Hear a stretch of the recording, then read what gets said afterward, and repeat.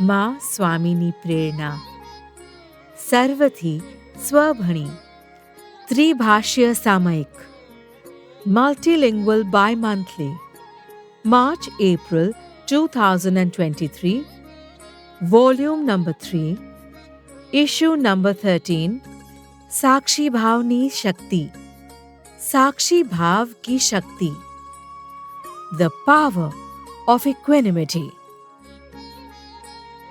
साक्षी भाव की शक्ति प्रदान करे आसक्ति से मुक्ति।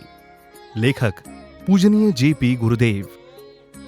दुनिया में शक्ति तो अनेक प्रकार की है, लेकिन उसमें यदि सर्वश्रेष्ठ शक्ति कोई मानी जाए तो उसका नाम है साक्षी भाव की शक्ति, क्योंकि इसके साथ ध्यान का सीधा संबंध जुड़ा हुआ है और अंतर जगत की परिपक्वता का परिचय रहा हुआ है। स्वयं की गतिविधियों को निर्लेप भाव से देखते हुए सिर्फ दर्शक की भूमिका में बने रहना, इसी का नाम है साक्षी भाव, जो समस्त दुखों और उपाधियों से मनुष्य को अलग कर देता है। बिल्कुल इफेक्टलेस। सुख में भान भूले नहीं, दुख में दर्द छलके नहीं, किसी भी घटना का कोई असर नहीं। जैन धर्म की परिभाषा में अगर कहा जाए तो ना ही कोई नया कर्म बंधन। आम व्यक्ति के लिए इसका पालन बेहद कठिन है, लेकिन यही है साक्षी भाव की असाधारण शक्ति। जिंदगी में आपका अभ्यास चाहे कितना भी क्यों ना हुआ हो, किंतु जब तक हम वैचारिक परिपक्वता के साथ आंतरिक स्थिरता प्राप्त नहीं करते हैं, तब तक हमारा पूर्ण शुद्धिकरण संभवित नहीं है। साक्षी भाव का मतलब है मन के सर्व संकल्प और विकल्प के तूफानों से मुक्त होकर निजानंद की मस्ती में रहने का सुनहरा अवसर और अध्यात्म की दुनिया में प्रवेश करने का अद्भुत मौका। साक्षी भाव की शक्ति अपने जीवन की या भीतर की सारी सुस्ती को उड़ा देती है और साधना की दुनिया की अनूठी मस्ती प्रदान करती है। सर्वधर्म में इसकी महिमा अपरंपार बताई गई है। कुल मिलाकर सबके बीच में रहकर सबसे अलग रहना ही साक्षी भाव है। सबके साथ रहकर भी तीन लोक के नाथ के साथ बने रहना ही साक्षी भाव है।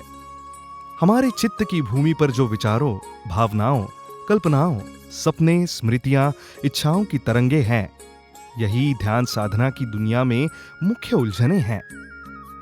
यदि यह थोड़ी देर के लिए शांत हो जाए तो हम गहराई में जा सकते हैं। साक्षी भाव का मुख्य लक्ष्य ही है चित्त की सफाई, साधना की ऊंचाई, सभी की भलाई और जिंदगी की सच्चाई प्रदान करना और सभी प्रकार की बुराई से मुक्त होना। आपको ना कर्ता बनना है, ना भोक्ता बनना है, बस सिर्फ दृष्टा बनकर जीवन जीना है। जिंदगी में किसी भी बात का या घटना का असर ना मन तक, ना विचार तक, ना बुद्धि तक जाने दो और ना ही जीवन व्यवहार तक पहुंचने दो। बस आत्मभाव को निर्मलता के साथ निरंजन निराकार वातावरण में बनाए रखो। सारी अपेक्षाओं से मुक्त हो जाओ। सारी इच्छाओं पर अपना अंकुश पैदा करो, ताकि मन ना दुखी होवे और ना ही जीवन परेशानी में बीते।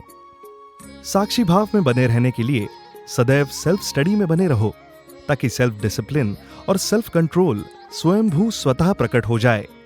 बाहर की प्रवृत्तियों के कारण चित्त पर जमी धूल साफ ना हो तो चेतना का दर्पण मलिन होने लगता है। यह अशुद्धि ही हमारे सभी दुखों का मूल है। आंतरिक स्वच्छता साधने का एक ही मार्ग है, साक्षी भाव। अगर हम चीजों को दृष्टा बनकर देखें तो दुखों से दूरी निर्मित हो जाती है।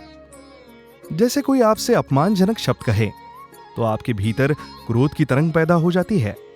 यदि आप सजग होंगे तो आप चुपचाप इस घटना को शांतिपूर्वक देख सकते हैं कि किस प्रकार ये व्यक्ति नाराज होकर अपशब्द का प्रयोग कर रहा है।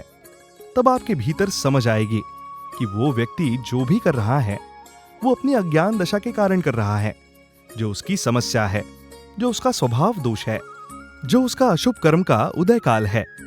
इतने ख्याल मात्र से, इतने विचार मात्र से आपकी शांति खंडित होने से बच जाती है और आप क्रोध की लहरों से अलिप्त रह सकते हैं। ऐसी परिस्थिति में भी आप शांत रह सकते हैं।